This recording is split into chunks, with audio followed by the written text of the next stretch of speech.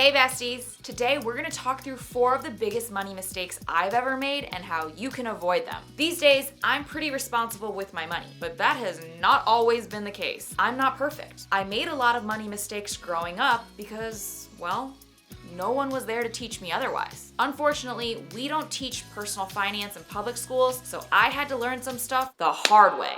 I dinged my credit score, I owed late fees, I spent thousands on boo-boos I could have avoided. But you won't have to because you follow me, Vivian, your Rich BFF, and your favorite Wall Street girly who's gonna break down these major money mistakes, what you can do instead, and why they're mistakes in the first place. Because we could all use a little help getting our finances right this year. So please like, comment, and subscribe to learn more about being good with your money. Let's get to it.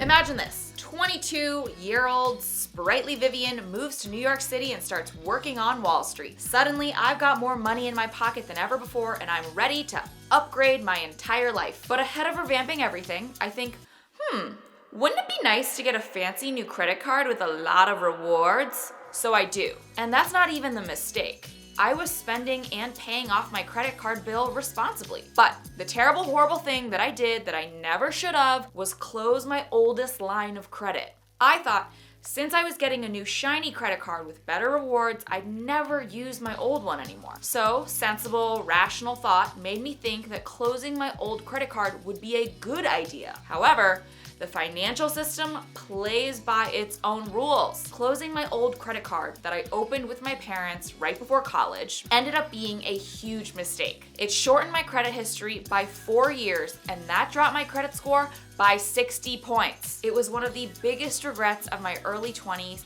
and it took me over a year to get my credit score back to a decent level. Fortunately, I was back in the high 700s, almost 800, before my fiance and I applied for our mortgage, but this one was a real doozy. Second big mistake, assuming that if I got a bill, I should just pay it. In my early 20s, I was very much of the school of thought that if I got a bill and I didn't instantaneously pay it, it'd financially ruin me. So, when I'd get a bill for $60 from my dermatologist or $40 from my physician, I just assumed I owed them that money. It wasn't until I got a bill for $400 that I paused. I mentioned to my mentor that I was nervous because it was a lot of money and I didn't think I had it. And she asked me such a simple question and I was pretty embarrassed because I did not have an answer. What's the $400 bill for? I didn't know. I told her that I'd gone in for my annual pap smear with my OBGYN and she told me that a pap smear counted as preventative care and that should have been covered under our insurance at the time. So I was left wondering, what happened that was so expensive? The appointment wasn't special, it was a routine checkup. My mentor told me to call and ask for an itemized bill. Turns out,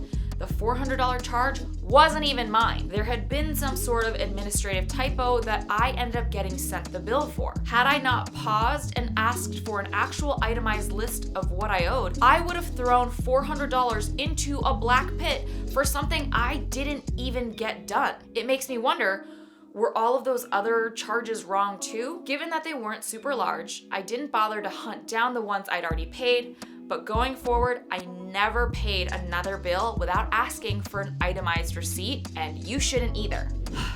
Speaking of $400, I spent significantly more than $400 buying stuff that I didn't need to impress people I didn't even like in my early 20s. Maybe it's just because I was in New York City, or maybe it was because I felt a lot of pressure to keep up with the Joneses, but either way, I'm pretty embarrassed to admit I was not spending my money wisely. Everything from a $300 wool cap to $800 shoes that I literally can't stand in for more than 5 minutes because it felt like everyone else had these things and I felt like I needed them too. But this meant that after a full year of work, I didn't have $1 more than what I came to New York with. I literally worked 14 hours a day for a full year and I had nothing to show for it. I was pretty sad about it. It came to a head when I ended up needing to break my lease, which depleted all of my savings, and I had to have a long, hard talk with myself. If I wanted financial success, I wasn't going to be able to keep buying stuff I didn't actually care about. Since then,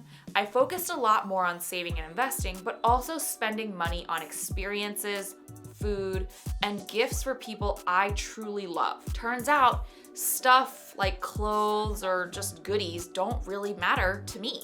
And last but not least, a big social money mistake I made in my early 20s was assuming that everyone has the same relationship with money. I'm not gonna name names, but I had some friends who were always looking to me to pay the bill. I'd always buy the first round of drinks, and somehow they'd disappear by the time it was their turn to buy for our group of friends. Over time, that ended up amounting to a lot of weird financial resentment and tension bubbling under the surface. I had grown up in a very Chinese home where the expectation was that you'd always offer to cover the bill, and your friend would do the same.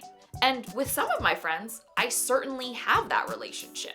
In fact, when my childhood BFF and I go to dinner, we are constantly fighting over who foots the bill, in a good way. AKA, we're both offering to pay. But it became pretty clear to me that not all of my friends grew up with those values. And if I wanted to maintain a healthy relationship with them, we needed to set financial boundaries. I now know which friends I can and cannot pay for, because some people may never offer to do the same for me. Worse yet, if I lend some people money, I know I'm likely to never get paid back. This isn't to say don't treat your friends, but if you feel like you're always paying and your friend never offers, maybe consider only going halvesies going forward. Were you surprised by any of these money mistakes? Have you made any of your own? Let me know in the comments, and make sure to like and subscribe for more money and finance tips. See you, besties.